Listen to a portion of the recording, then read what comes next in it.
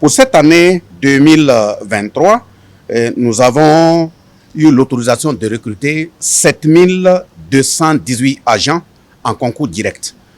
Contrairement à l'année 2022 où le nombre était 6069 agents à recruter.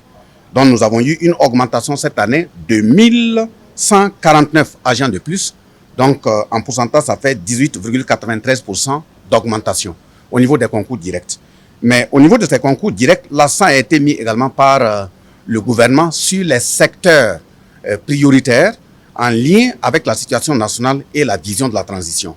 Et ces secteurs sont autour de trois, notamment l'agriculture, où nous avons estimé qu'il fallait augmenter le nombre des agents à recruter là-bas à 235. Nous avons la transition digitale, où le nombre est passé à 301 agents à recruter. Au niveau des médecins également, donc au niveau de la santé, nous sommes allés jusqu'à 560 médecins cette année à recruter. Mais il faut noter que à l'issue de l'étude que nous avons engagée sur le recrutement sur la base des dispositions, mesures nouvelles, nous avons dit qu'on n'en aura plus dans la fonction publique parce qu'il n'y a que deux mesures de recrutement au niveau de la fonction publique. Ce sont les concours directs et ce sont les concours professionnels. Donc pour 2023, je rappelle qu'il y a 7218 postes à pourvoir au niveau des concours directs. En ce qui concerne le concours professionnel, nous avons cette année 5383 postes à pourvoir, contrairement à 2022 où il y avait 5385. Donc ça veut dire qu'il y a deux postes de baisse comparativement en tout cas à 2022.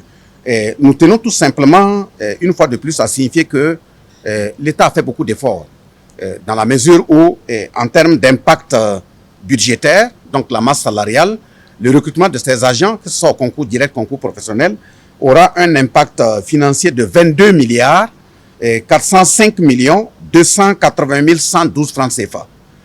Donc, contrairement à 2022, où l'impact financier était estimé à 17 milliards 196 millions 765 228 francs CFA.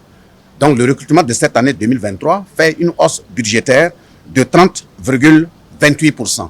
Donc tout ça c'est pour indiquer l'impact consistant que a voulu consacrer ce Conseil de ministres pour permettre à la jeunesse d'avoir de l'emploi. Certes, à la jeunesse d'avoir de l'emploi, mais en même temps servir un État qui doit rester viable et surtout si on arrive, et comme nous sommes en train d'espérer de façon très grande à mettre fin à l'insécurité, au terrorisme, il faut permettre aux autres pans de l'administration, en même temps que les forces de défense et de sécurité, les VDP, arrivent à avoir des victoires, il faut occuper le terrain avec l'administration, d'où en tout cas ces sacrifices qui ont été consentis dans ce sens. Il faut dire aussi que nous prenons en compte le fait que les agents de l'État aujourd'hui, quel que soit le niveau, que ce soit au niveau de l'éducation, que ce soit au niveau de la santé, que ce soit au niveau du trésor, des finances, ce sont des agents qui doivent connaître un certain type d'attitude pour faire face à la situation. Ça fait que cette année, nous voulons, les médecins par exemple qui seront directement recrutés et dont on estime avoir fini leur formation, les informaticiens dont on estime avoir fini leur formation ne vont pas être affectés directement dans l'administration. Chaque corps qui a déjà fini sa formation va subir une autre formation complémentaire d'au maximum 3 mois.